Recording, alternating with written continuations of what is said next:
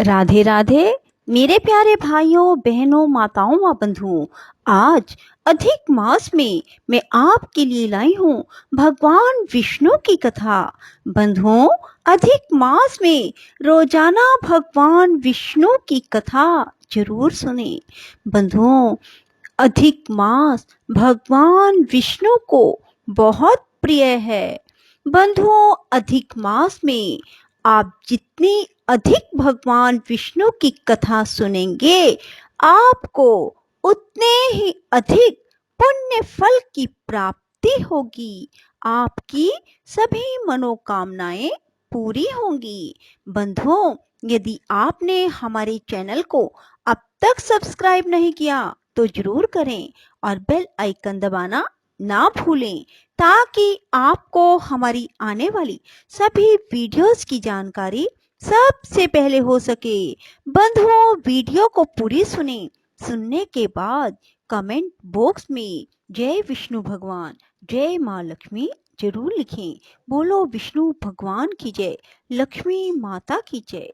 सुमना का पुत्र सुव्रत दोनों हाथों से ताली बजाकर ताल देते हुए श्री कृष्ण के सुयश का गान करता और बालकों के साथ सदा प्रसन्न रहता था। प्रतिदिन बाल स्वभाव के अनुसार खेलता और भगवान श्री विष्णु के ध्यान में लगा रहता। अपने सुलक्षणा पुत्र सुव्रत को खेलते देख माता सुमना कहती, बेटा आ कुछ भोजन कर ले, तुझे भूख सता रही होगी। यह सुनकर वह बुद्धिमान बालक सुमना को उत्तर देता, माँ, भगवान का ध्यान महान अमृत के तुल्य है, मैं उसी से तृप्त रहता हूँ, मुझे भूख नहीं सताती। भोजन के आसन पर बैठकर जब वह अपने सामने मिष्ठान परोसा हुआ देखता, तब कहता, इस अन्न से भगवान श्री विष्णु तृप्त हों। वह धर्मात्मा बालक जब सोने के लिए जाता, तब वहां भी श्री कृष्ण का चिंतन करते हुए कहता, मैं योग निद्रा प्रायण भगवान श्री कृष्ण की शरण में आया हूँ। इस प्रकार भोजन करते, वस्त्र पहनते, बैठते और सोते समय भी वह श्री वासुदेव का चिंतन करता और उन्हीं को सब वस्तुएं समर्पित कर देता था। धर्मात्मा सुव्रत युवा अवस्था आने पर काम भोग का परित्याग करके वैडूर्य पर्वत पर जा भगवान श्री विष्णु के ध्यान में लग गया। वहीं उस मेधावी ने श्री विष्णु का चिंतन करते हुए तपस्या आरंभ कर दी। उस श्रेष्ठ पर्वत पर सिद्धेश्वर नामक स्थान के पास जब वह निर्जन वन में रहता और काम क्रोध आदि संपूर्ण दोषों का परित्याग करके इंद्रियों को संयम में रखते हुए तपस्या करता था, उसने अपने मन को एकाग्र करके भगवान श्री विष्णु के साथ जोड़ दिया। इस प्रकार परमात्मा के ध्यान में 100 वर्षों तक लगे रहने पर उसके ऊपर शंख चक्र और गदा धारण करने वाले भगवान श्री जगन्नाथ बहुत प्रसन्न हुए तथा लक्ष्मी जी के साथ उसके सामने प्रकट होकर बोले, धर्मात्मा सुव्रत, अब ध्यान से उठो, तुम्हारा कल्याण हो। मैं विष्णु तुम्हारे पास आया हूँ, मुझसे वर मांगो। मेधावी सुव्रत भगवान श्री विष्णु के ये उत्तम वचन सुनकर अत्यंत हर्ष में भर गए। उन्होंने आंख खोलकर देखा, जनार्दन सामने खड़े हैं। फिर तो दोनों हाथ जोड़कर उन्होंने श्री भगवान को प्रणाम किया और उनकी स्तुति करने लगे। हे जनार्दन, यह संसार समुद्र अत्यंत गहरा है, इसका पार पाना कठिन है। यह दुखमयी लहरों और मोहमयी भांति भांति की तरंगों से भरा है। मैं अत्यंत दीन हूँ और अपने ही दोषों तथा गुणों से, पाप पुण्यों से प्रेरित होकर इसमें आ फंसा हूँ। अतः आप मेरा इससे उद्धार कीजिए। कर्म रूपी बादलों की भारी घटा घिरी हुई है, जो गरजती और बरसती भी है। मेरे पातकों की राशि विदुलता की भांति उसमें धिरक रही है। मोह रूपी अंधकार समूह से मेरी दृष्टि विवेक शक्ति नष्ट हो गई है। मैं अत्यंत दीन हो रहा हूँ। मधुसूदन, मुझे अपने हाथ का सहारा दीजिए। यह संसार एक महान वन है, इसमें बहुत से दुख ही वृक्ष रूप में स्थित हैं। मोह रूपी सिंह इसमें निर्भय होकर निवास करते हैं। इसके भीतर शौक रूपी प्रचंड दावानल प्रज्वलित हो रहा है, जिसकी आंच से मेरा चित्त संतप्त हो उठा है। कृष्ण, इससे मुझे बचाइए। संसार एक वृक्ष के समान है। यह अत्यंत पुराना होने के साथ बहुत ही ऊंचा भी है। माया इसकी जड़ है। शोक और नाना प्रकार के दुख इसकी शाखाएं हैं। पत्नी आदि परिवार के लोग पत्ते हैं।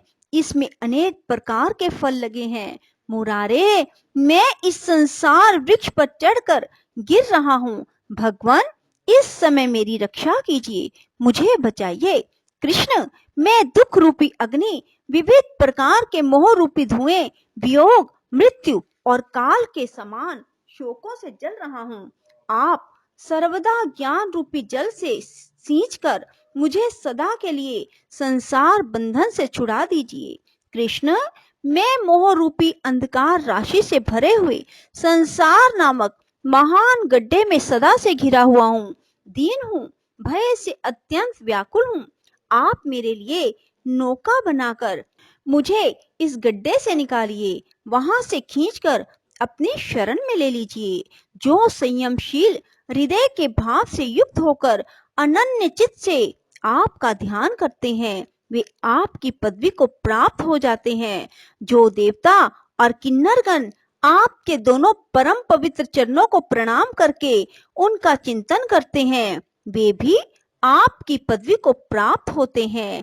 मैं ना तो दूसरे का नाम लेता हूँ, ना दूसरे को भजता हूँ, ना दूसरे का चिंतन करता हूँ। नित्य निरंतर आपके युगल चरणों को प्रणाम करता रहता हूँ। इस प्रकार मैं आपकी शरण में आया हूँ।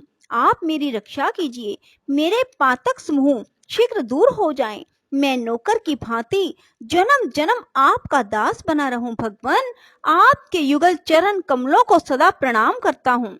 श्री कृष्ण, यदि आप मुझ पर प्रसन्न हैं तो मुझे यह उत्तम वरदान दीजिए। मेरे माता पिता को सशरीर अपने परम धाम में पहुंचाइए। मेरे ही साथ मेरी पत्नी को अपने लोक में ले चलिए। श्री हरि बोले, ब्राह्मण, तुम्हारी यह उत्तम कामना अवश्य पूर्ण होगी। इस प्रकार सुव्रत की भक्ति से संतुष्ट होकर भगवान श्री विष्णु उन्हें उत्तम वरदान दे दाह और प्रलय से रहित वैष्णव धाम को चले गए।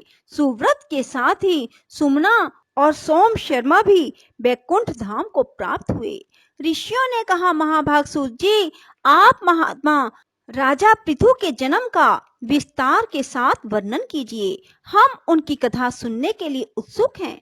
महाराज पृथु ने जिस प्रकार इस पृथ्वी का दोहन किया और देवताओं, पितरों और तत्ववेता मुनियों ने भी जिस प्रकार उनको दुहा था, वह सब प्रसंग मुझसे सुनाइए।